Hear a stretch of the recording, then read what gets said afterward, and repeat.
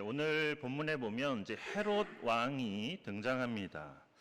그런데 이 헤롯 왕은 이제 예수님께서 탄생하실 때도 등장하고 또 예수님께서 공생애를 사시면서 십자가에서 못 박히실 때도 등장하고 그리고 오늘 본문에도 또 이렇게 등장합니다. 그래서 자칫 이 헤롯 왕이 되게 오래 장수했다고 그렇게 생각할 수 있지만 그렇지 않습니다. 이 셋은 모두 다 다른 헤롯 왕입니다.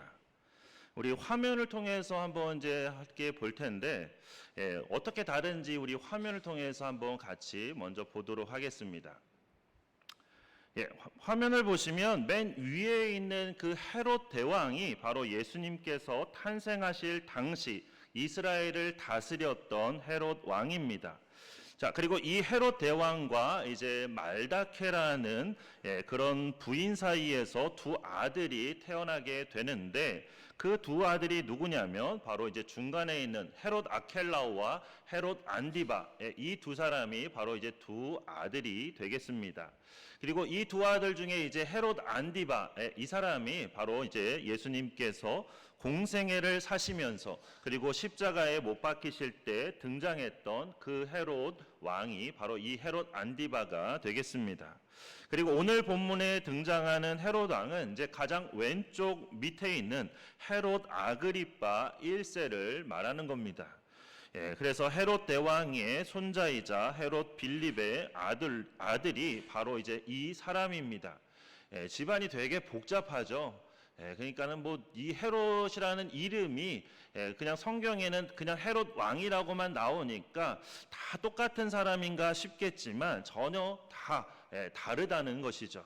그래서 이런 것들을 잘 모르면 성경을 읽을 때 조금 혼동이 올 수 있습니다. 자, 그래서 오늘 본문으로 다시 돌아가서 오늘 본문을 보면 이 헤롯 아그리파 1세가 이제 교회 중에서 몇 사람을 해하려고 했습니다. 그래서 야고보를 칼로 죽였는데 이제 칼로 죽였다는 것은 이제 참수형에 처했다는 그런 말입니다. 그러자 이제 야고보의 죽는 모습을 보면서 유대인들이 기뻐하는 것을 보게 되었습니다. 그러자 헤롯이 이번에는 베드로까지 죽이려고 합니다. 그러니까 베드로가 당시 예루살렘 교회의 가장 핵심 인물이었기 때문에 베드로를 그렇게 죽이려고 했던 것입니다. 그런데 이제 베드로를 잡아서 옥에 가두었는데 다만 지금이 무교절 기간이라서 이제 유월절 후에 죽이려고 옥에 가두어 두었다. 성경에 그렇게 기록이 되어 있습니다. 그런데 이제 여기서 좀 이상한 점은 성경의 기록 중에 좀 이상한 점은 6월절이 지나고 이제 그 다음 날부터가 무교절이 진행이 됩니다. 그런데 지금 여기서는 성경에서는 뭐라고 말하고 있냐면 지금 무교절 기간이라고 그렇게 말하고 있죠. 그렇다는 건 이미 6월절은 지났다는 것입니다. 그러니까 무교절 전날이 바로 6월절입니다. 6월절은 하루, 그리고 그 하루가 지나고 나면 이제 7일 동안의 무교절이 시작이 됩니다. 그래서 무교절 기간이라는 것은 6월절이 이미 지나왔다는 그런 의미인 것입니다. 그런데도 지금 성경에서는 무엇을 말하고 있냐면 그렇게 무교절 기간이네 그렇게 살인을 하지 않기 위해서 그렇게 6월절 후에 베드로를 죽이려고 옥에 가두었다. 그렇게 말하고 있습니다. 그렇다면 이제 뭔가 조금 앞뒤가 안 맞는 것이죠. 6월절은 지났는데 무교절 기간인데 뭐 6월절 후에 죽인다? 그러면 뭐 다음 내년 6월절까지 뭐 한 1년 동안 가두어 둔다는 이야기인가? 그렇게 조금 앞뒤가 안 맞는 것 같은 그런 말입니다. 그런데 왜 이러냐면 이제 6월절과 그 무교절이 그렇게 이제 연결되어 있기 때문에 유대인들은 간혹 그 두 가지를 혼용해서 사용합니다. 그러니까는 6월절도 무교절이라고 하고 무교절도 6월절이라고 하고 그렇게 혼용해서 사용하기도 하기 때문에 그렇게 6월절 후에라고 표현을 한 겁니다. 하지만 이제 정확하게 말하면 이제 무교절 기간이 지난 후에 베드로를 죽이려고 했다는 그런 표현이 더 정확한 표현이 되는 것이죠. 그런데 여기에도 참 아이러니가 있습니다. 그러니까 원래 유월절과 무교절은 어떤 절기인지 아마 다들 잘 아실 겁니다. 유월절과 그 무교절이 무엇을 기념하는 절기죠?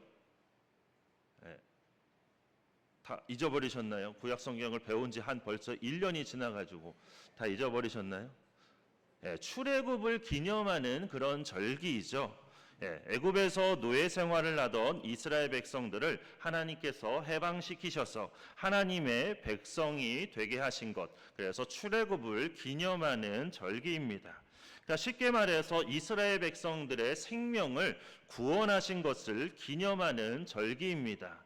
그런데 지금 그런 절기에 헤롯과 유대인들은 살기로 가득해서 야고보를 죽이고, 아마 명절 전에 죽인 것으로 보이는데 어쨌든 그렇게 야고보를 죽이고 이제는 베드로마저 죽이려고 하고 있는 것입니다.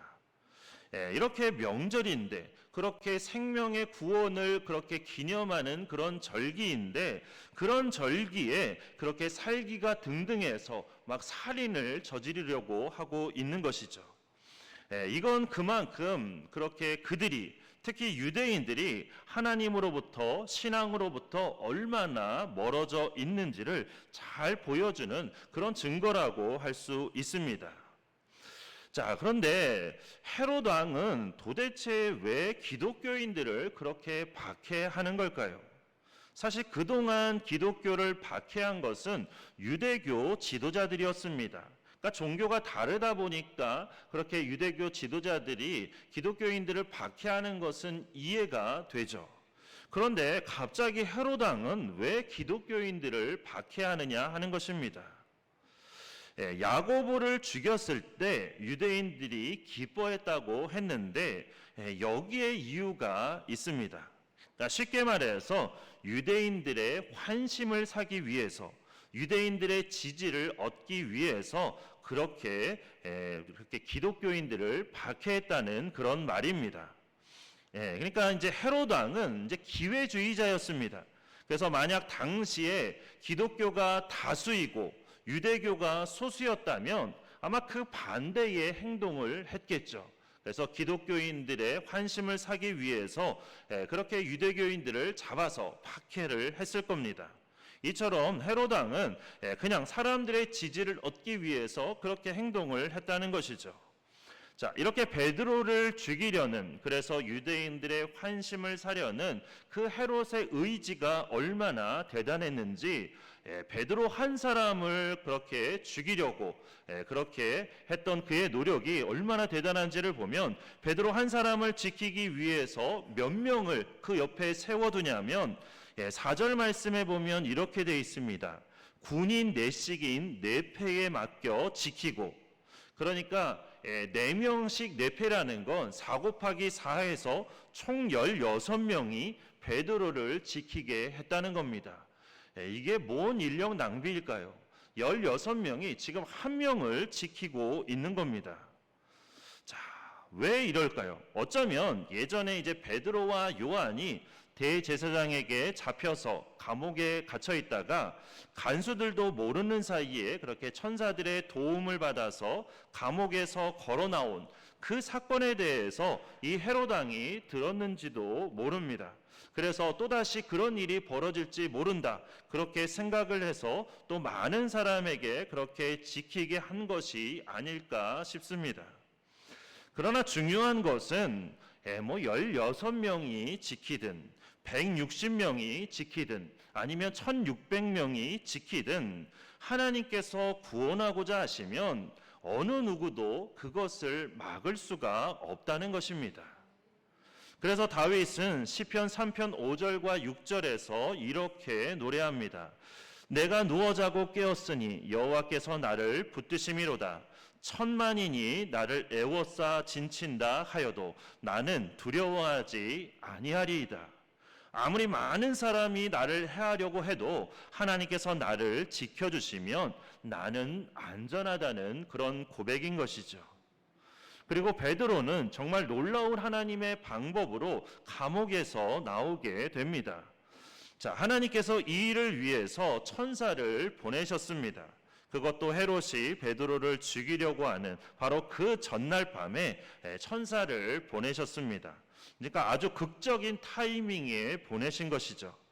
그런데 그때 이제 베드로의 상황이 어땠냐면 6절 말씀에 보니까 두 군인 틈에서 그렇게 두 쇠사슬에 매여 있었고, 그리고 또 다른 파수꾼들은 문 밖에서 그 옥을 지키고 있었다고 기록되어 있습니다. 그러니까 설명은 장황하지만 쉽게 말하면 아주 빠져나갈 구멍이 전혀 없었다는 그런 뜻입니다.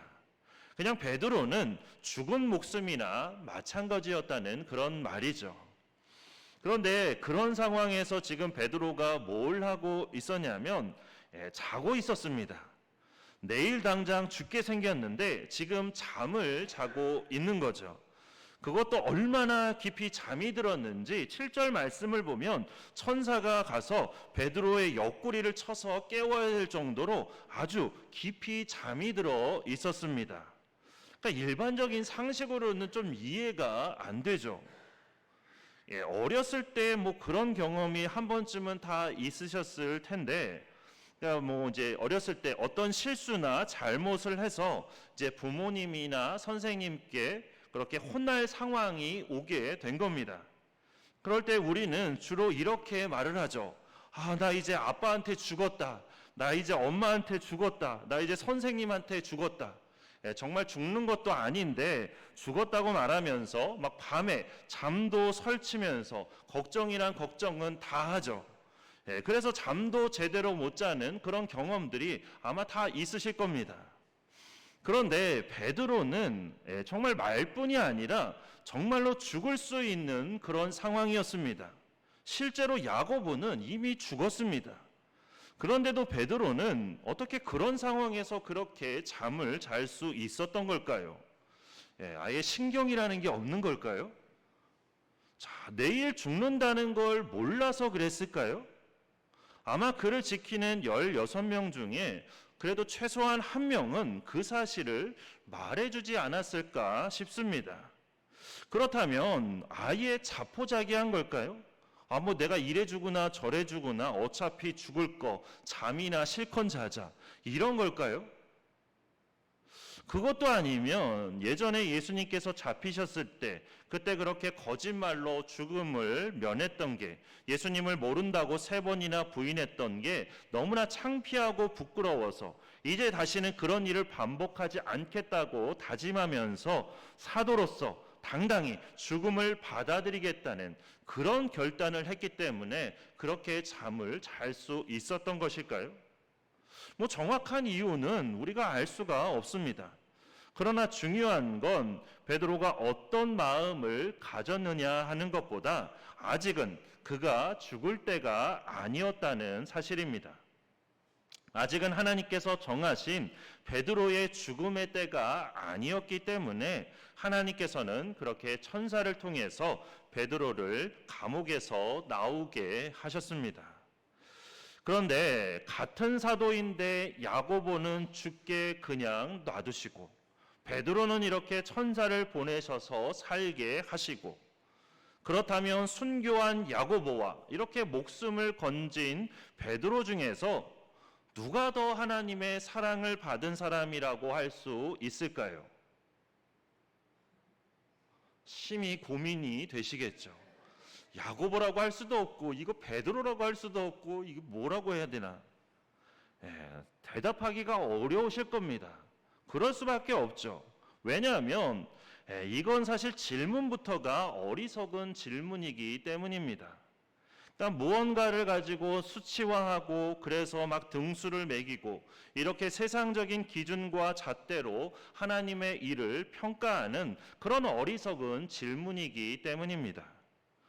아시는 것처럼 예수님께서는 5달란트를 받은 사람이 5달란트를 더 남겼을 때와 2달란트를 받은 사람이 2달란트를 더 남겼을 때 똑같이 이렇게 말씀하셨습니다. 그 주인이 이르되 잘하였도다 착하고 충성된 종아, 내가 적은 일에 충성하였음에 내가 많은 것을 내게 맡기리니 내 주인의 즐거움에 참여할지어다. 전혀 토시 하나 틀리지 않고 똑같이 말씀하셨습니다. 그리고 포도원 품꾼의 비유를 봐도 그렇습니다. 늦게 온 사람이든 일찍 온 사람이든 주님은 모든 사람에게 똑같이 충분한 한 데나리온을 주셨습니다. 이처럼 모든 사람을 사랑하는 것이 하나님의 사랑이고 뜻입니다. 그렇게 누구를 더 사랑한다, 누구를 덜 사랑한다, 이렇게 인간적인 생각과 기준으로 수치화하고 등수를 매기는 그런 어리석은 일을 우리가 하지 않기를 바랍니다. 야고보는 거기까지가 그가 감당해야 될 사명이었기 때문에 하나님께서 그렇게 데리고 간 것이고, 베드로는 아직 더 해야 할 일이 남아있기 때문에 그렇게 천사를 보내셔서 감옥에서 나오게 하신 것입니다. 그러니까 누구를 더 사랑하냐, 누구를 덜 사랑하냐, 그게 아니라 그 사람에게 남겨진 사명이 있냐 없냐에 따라서 먼저 데려가시기도 하고 남겨두시기도 하신다는 것이죠. 그래서 베드로는 아직 더 해야 될 일이 남아있기 때문에 하나님께서 그렇게 감옥에서 나오게 하신 것입니다. 그리고 베드로도 결국 자신이 감당해야 될 사명을 다 감당했을 때 하나님께서 거꾸로 십자가에 매달리는 그 순교를 통해서 베드로를 데리고 가신 것을 우리가 알 수 있습니다. 이처럼 우리는 사는 것도 죽는 것도 다 하나님의 뜻 안에 있습니다. 그렇기에 그 뜻에 따라서 우리가 마지막까지 우리에게 주어진 사명에 최선을 다하는 우리가 되기를 바랍니다. 그런데 여기서 한 가지 더 살펴보고자 하는 것은 이처럼 우리의 사는 것과 죽는 것이 다 하나님의 뜻 안에 있다면, 그렇다면 중보기도는 무슨 유익이 있는 걸까요? 오늘 본문 5절 말씀을 보면 이렇게 기록되어 있습니다. 이에 베드로는 옥에 갇혔고 교회는 그를 위하여 간절히 하나님께 기도하더라. 하나님께서 천사를 보내셔서 베드로를 구원하셨는데, 자, 그렇다면 베드로를 위한 교인들의 기도를 들으시고 천사를 보내신 걸까요? 아니면 하나님의 뜻에 따라서 천사를 보내신 걸까요? 옥에서 나온 베드로는 이제 마가라는 그 요한의 어머니 마리아의 집으로 갔습니다. 그리고는 이제 대문을 두드리자 로데라 하는 여자아이가 대문 밖에서 들려오는 베드로의 음성을 듣고는 문을 열어줘야 되는데 너무 기쁜 나머지 문도 안 열어주고 그냥 안으로 들어가서 베드로가 지금 대문 밖에 왔다고 그렇게 알립니다.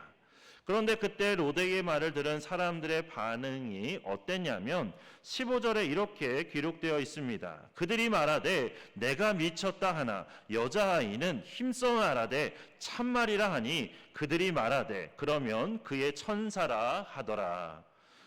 여자아이한테 미쳤다고 말하니 참 좋은 어른들인 것 같습니다. 그런데 그만큼 제정신이 아닌 말을 하고 있다고 그렇게 표현을 한 것이죠. 그러니까 그 로데의 말을 아예 믿지를 않았다라는 것입니다. 그런데 지금 이 사람들이 모여서 무엇을 하고 있었냐면 12절 말씀을 보면 모여서 기도하고 있었습니다. 그러니까 밤에 모여서 뭘 가지고 기도하고 있었을까요?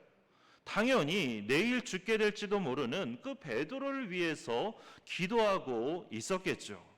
그런데 베드로가 이렇게 찾아오리라고는 전혀 생각하지 못한 것으로 볼 때 그들이 했던 기도의 내용이 그대로 이루어진 것은 아니라는 것을 알 수가 있습니다. 만약에 그들이 그렇게 기도를 했다면, 천사를 보내셔서 베드로를 감옥에서 나오게 해달라고 그렇게 기도했다면, 그렇게 로데의 말을 들었을 때 정말로 우리의 기도가 응답이 되었구나 이렇게 생각을 했겠죠. 그렇지만 그렇게 로데의 말을 믿지 않은 것으로 볼 때 그들의 기도는 그런 기도가 아니었다는 겁니다. 아마도 그들은 그렇게 기도를 했겠죠. 베드로가 재판에서 좀 더 좋은 판결을 받거나 벌을 받아도 좀 혹독한 벌을 받지 않도록 제발 그의 생명만은 지켜주시기를 그렇게 아마 기도를 했을 겁니다. 이처럼 우리가 하나님께 이런저런 기도 제목으로 기도를 하지만, 특히 중보 기도를 하지만 어떠신가요? 그 기도 제목처럼 잘 이루어지나요? 아마 그렇지는 않을 겁니다. 내가 기도한 기도의 내용대로 이루어지는 경우는 사실 그렇게 많지가 않을 겁니다. 오히려 전혀 생각지 못했던 방향으로 그렇게 일이 흘러가는 것들을 우리가 보게 됩니다. 그렇다면 이렇게 내가 기도한 내용대로 이루어지지도 않고 오히려 전혀 생각지도 못했던 방향으로 일이 흘러가게 된다면 기도라는 게, 특히 중보 기도라는 게 꼭 그렇게 해야만 하는 걸까요? 우리 성도님들께서는 어떻게 생각하시나요? 대답하기 곤란하겠죠. 이거 기도를 해야 된다고 할 것 같은데 또 이래도 해도 소용이 없다니까 하지 말아야 된다고 할 것 같기도 하고, 오늘 질문은 상당히 난해한 질문들이 많습니다. 자, 내가 기도한 내용보다 오히려 전혀 생각지도 못했던 방향으로 일이 흘러간다고 그렇게 말씀을 드렸는데, 아마 나중에 돌아보면 그 길이, 전혀 생각지도 못했던 방향으로 갔던 그 길이, 그 응답이 더 좋은 길이었고 더 좋은 응답이었다는 것을 깨달으셨던 그런 경험들이 있으셨을 겁니다. 그래서 우리가 찬양하는 찬양의 가사처럼 하나님께서는 나의 기도하는 것보다 더욱 놀랍게 응답하시고 나의 생각하는 것보다 더욱 놀랍게 이루시는 분이심을 우리가 경험했던 그런 경험들이 다 있으실 겁니다. 그러니까 기도하시는 분들은 다 그런 경험이 있다는 거죠. 기도하지 않으면 그런 경험이 없지만 기도하면 그런 경험이 있다는 겁니다. 그래서 우리는 우리의 인간적인 한계 때문에 우리가 작은 것을 구하기도 하고 때로는 잘못된 것을 구하기도 하지만, 그러나 하나님께서는 구하는 그 자체를, 하나님을 의지하며 하나님께 기도하는 그 자체를 더 기뻐하시며 더 놀라운 응답으로 이루어 주신다는 것입니다. 그러니까 기도에 있어서는 기도의 그 내용보다 오히려 기도하는 그 자체가 더 중요하고 하나님께서는 그것을 더 기뻐하신다는 것입니다. 왜냐하면 기도한다는 것은 그만큼 내가 하나님을 믿고 의지한다는 그런 뜻이기 때문이죠. 그렇게 나는 기도하는 방법을 몰라서 기도를 못합니다. 이건 그냥 핑계일 뿐이라는 겁니다. 아무리 기도를 못해도 하려고 노력하는 그 모습 자체를 하나님께서는 기뻐하신다는 것이죠.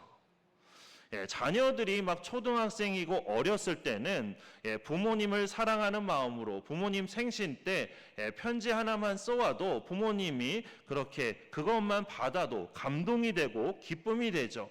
그런데 이 자녀가 커가지고 막 성인이 됐는데도 막 돈도 많이 벌면서도 부모님께 계속해서 감동의 편지입니다 하면서 편지만 들고 오면 그 자녀에게 뭐라고 하실까요? 그러면 안 되겠죠. 하지만 자녀가 어렸을 때는 다 그게 감동이 되고 기쁨이 되는 겁니다. 그런 것처럼 우리가 기도를 못할 때도 기도하려고 노력하는 그 자세 자체가 하나님께는 기쁨이 된다는 것이죠. 그리고 그렇게 기도하다 보면 점점 더 어떻게 기도해야 되는지도 알게 되는 것이지, 처음부터 기도를 잘하는 사람은 없습니다. 오히려 다 그렇게 하면서 배우게 되는 거죠. 그렇게 이 사실을 우리가 잘 기억하면서 교회에서든지 가정에서든지 또는 어디서든지 기도의 자리를 잘 정하시고 그 자리에서 꾸준히 기도를 잘 지켜가실 수 있기를 바랍니다. 베드로를 죽여서 유대인들의 환심을 사려고 했던 헤롯 왕은 결국 이 일이 실패하자 분노해서 파수꾼들을 신문하고 죽이도록 명령했습니다. 그러고는 이제 유대를 떠나서 가이사랴로 가서 그곳에서 머물렀습니다. 그런데 이제 여기서 일이 일어나게 됩니다. 헤롯이 이제 어떤 일로 두로와 시돈 사람들을 대단히 노여워했는데, 두로와 시돈 사람들은 이제 헤롯이 다스리는 지역에서 생산되는 그 양식을 수입해서 먹고 살았습니다. 그러니까 헤롯이 양식을 수입하지 못하도록 막아버리면 그러면 두로와 시돈 사람들은 배를 곪게 되는 겁니다. 밥을 못 먹게 되는 거죠. 그렇기 때문에 두로와 시돈 사람들은 하루속히 헤롯의 노여움을 풀어야만 했습니다. 그래서 왕의 침소를 맡은 신하인 그 블라스도를 통해서 헤롯 왕에게 그렇게 화목을 청했습니다. 그렇게 해서 이제 헤롯과 두로와 시돈 사람들이 만남을 갖기로 했고, 그날 헤롯이 왕복을 입고 단상에 앉아서 사람들에게 연설을 할 때 이제 이 두로와 시돈 사람들이 이제 헤롯의 환심을 사기 위해서 온갖 아첨을 다 하게 됩니다. 그래서 어떤 아첨을 하게 되냐면 오늘 성경에 보니까 이렇게 아첨하죠. 이것은 신의 소리요 사람의 소리가 아니다. 그렇죠. 막 이게 신의 소리고 사람의 소리가 아니다. 옛날에 영화에서 봤던 그게 나네요. 막 이것은 입에서 나는 소리가 아니요. 이것은 나의 펀치에서 나는 소리요. 막 말도 안 되는 그런 소리를 하고 있는 거죠. 그렇게 헤롯에게 아첨을 하고 있는 겁니다. 그러자 그때 무슨 일이 벌어졌는지 23절 말씀은 이렇게 말합니다. 헤롯이 영광을 하나님께 돌리지 아니하므로 주의 사자가 곧 친히 벌레에게 먹혀 죽으니라.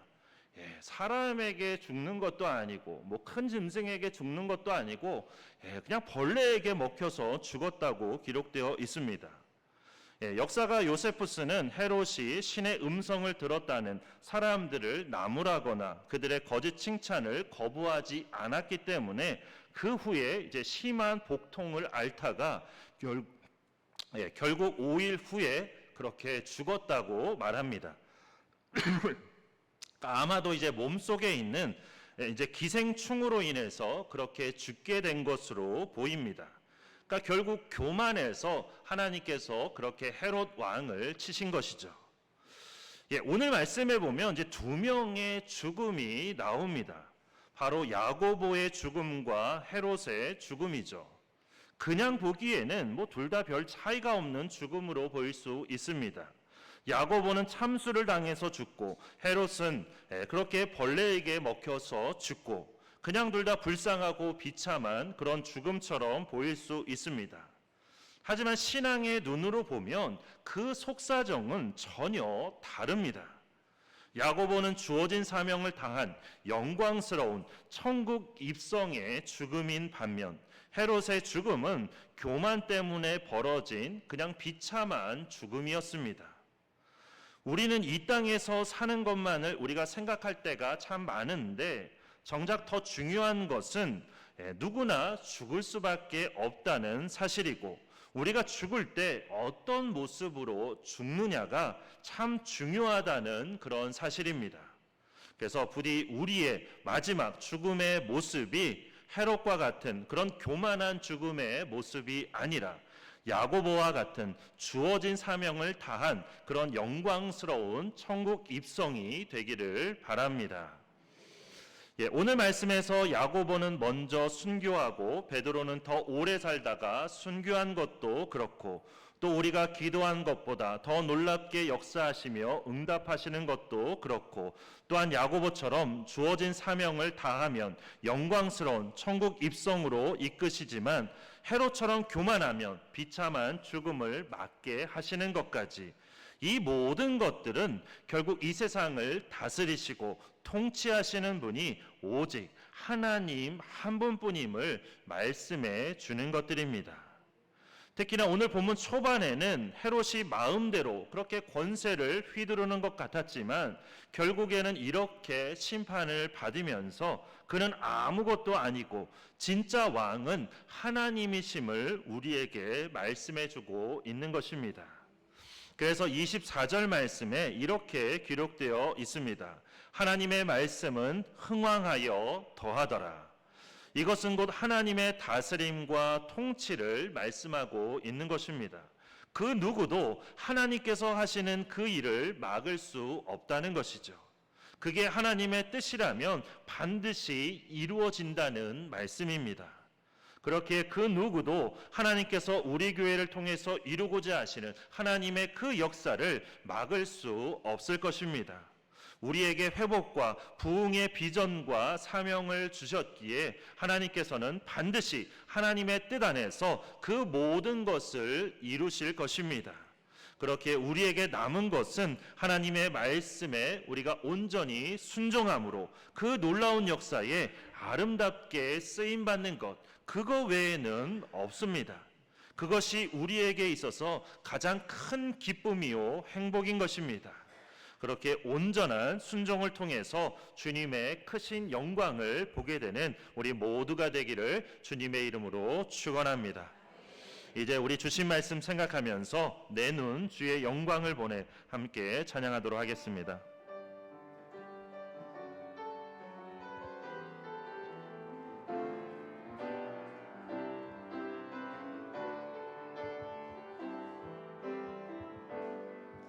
그는 주의 영광을 보내 우리 가운데 계신 주님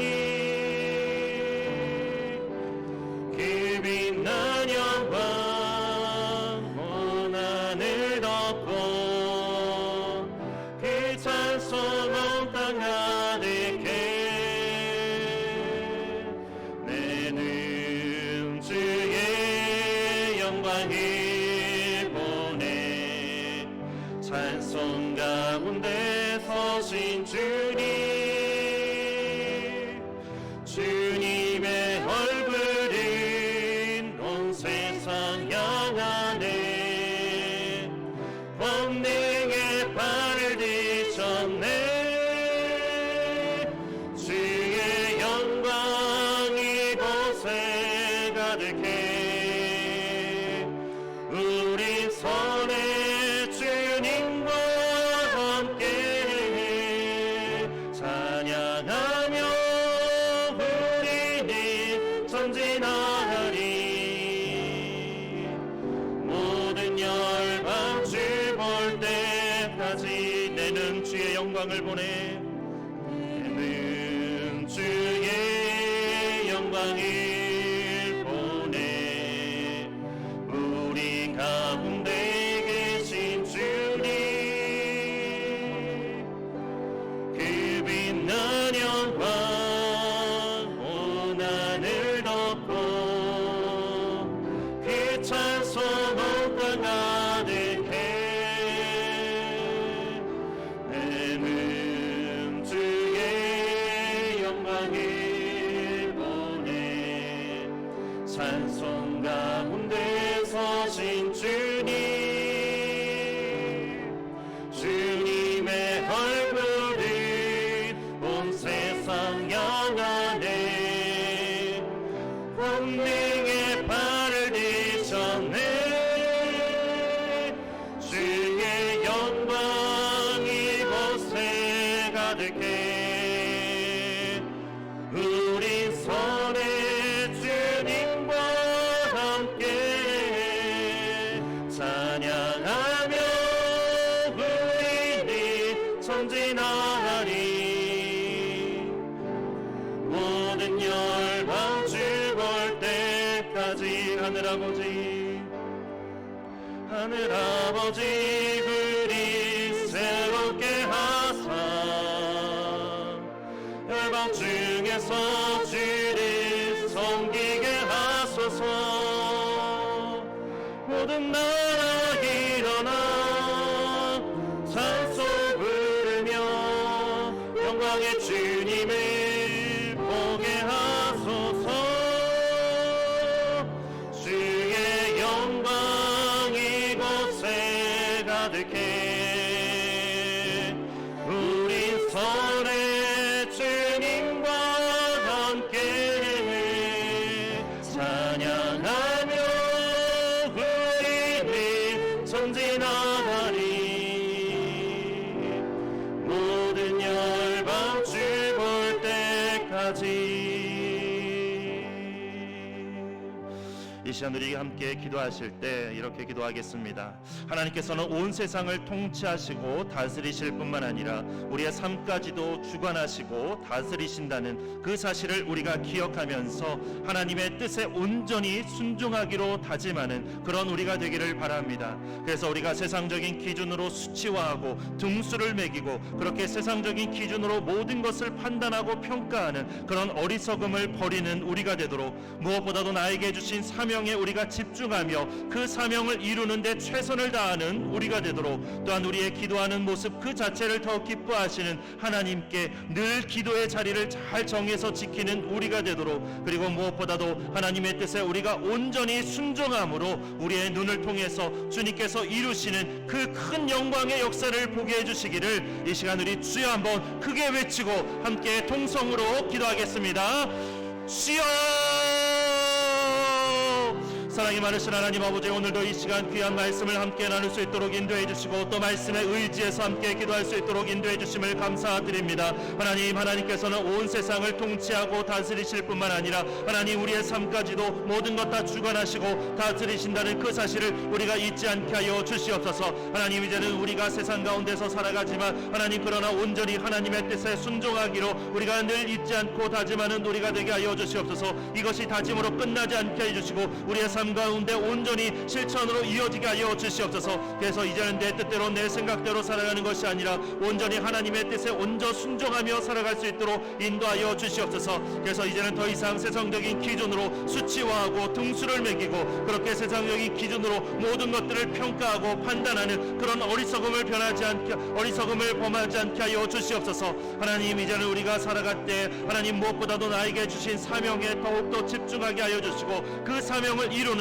더욱더 최선을 다하는 우리가 될 수 있도록 인도하여 주시옵소서. 나를 통해서 이루고자 하시는 하나님의 모든 뜻과 계획이 아름답게 이루어질 수 있도록 주어진 그 사명을 더욱더 아름답게 잘 감당케 하여 주시옵소서. 또한 우리의 기도하는 모습 그 자체를 더 기뻐하시는 하나님께 늘 기도의 자리를 잘 정하고 그 기도의 자리를 잘 지키며 하나님 기도를 통해서 하나님을 더 바라보고 하나님을 더 의지하는 우리의 삶이 될 수 있도록 인도하여 주시옵소서. 무엇보다도 하나님의 뜻에 온전히 순종함으로 하나님, 이제는 우리의 눈을 통해서 하나님께서 이루시는 큰 영광의 역사를 보게 되는 우리의 날이 올 수 있도록 인도하여 주시옵소서. 하나님, 우리를 통해서 하나님의 놀라운 역사가 이루어지기를 원합니다.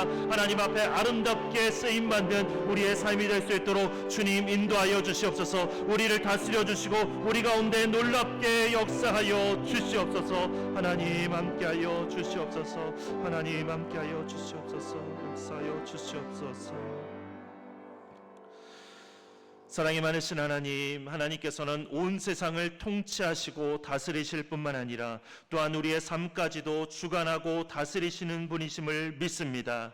하나님, 그렇게 이제는 우리가 살아갈 때에 내 뜻과 내 생각 또는 세상적인 기준과 가치관 그런 것들을 쫓아 살아가는 것이 아니라 이제는 온전히 하나님의 뜻을 깨닫고 하나님의 그 뜻에 온전히 순종하는 삶으로 나아갈 수 있도록 인도하여 주시옵소서.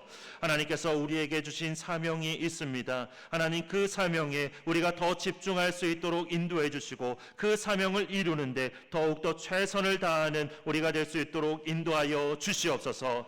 하나님, 또한 기도의 삶을 살아가기를 원합니다. 하나님, 기도하는 그 모습 자체를 더 기뻐하시는 하나님께 하나님, 우리가 늘 기도의 자리를 잘 지키며 하나님 늘 기도를 통해서 하나님만을 더 바라보고 하나님만을 더 의지하는 우리의 삶이 될 수 있도록 인도하여 주시옵소서. 하나님, 이처럼 우리가 하나님의 뜻에 온전히 순종할 때 기도를 통해서 하나님 앞에 더욱더 가까이 나아갈 때 하나님께서 우리의 삶을 통해서 하나님의 크신 영광의 역사를 이루어 주실 줄 믿습니다. 하나님, 그 모든 영광의 역사를 하나님 우리의 눈을 통해서 보게 되는 그 놀라운 은혜의 날이 속히 올 수 있도록 은혜를 베풀어 주시옵소서. 그래서 우리의 눈을 통해서 주님께서 이루시는 큰 영광을 보면서 하나님을 더 찬양하며 하나님 앞에서 진정한 더욱더 큰 기쁨과 은혜를 누리는 우리의 삶이 될 수 있도록, 우리의 샘교회가 될 수 있도록 하나님께서 우리 가운데 놀랍게 역사하여 주시옵소서. 하나님께서 그 모든 일들을 아름답게 이루시고 역사하여 주시고 함께하여 주실 줄 믿고 감사드리며 예수 그리스도의 이름으로 기도드립니다. 아멘. 말씀이 육신이 되어 우리 가운데 오신 예수 그리스도의 은혜와 아들을 보내사 하나님의 자녀가 되는 권세를 주신 하나님 아버지의 사랑과 하나님의 백성으로 살도록 친히 인도하여 주시는 성령님의 인도하심과 교통하심의 역사가 온 세상을 다스리며 통치하시는 진짜 왕이신 하나님의 말씀과 뜻에 온전히 순종함으로 그 놀라운 역사에 함께 아름답게 쓰임받기로 다짐하는 주님의 모든 백성들과 그 삶의 자리 위에, 그리고 우리 샘교회 위에 이제로부터 영원토록 함께 계시기를 간절히 축원하옵나이다. 아멘.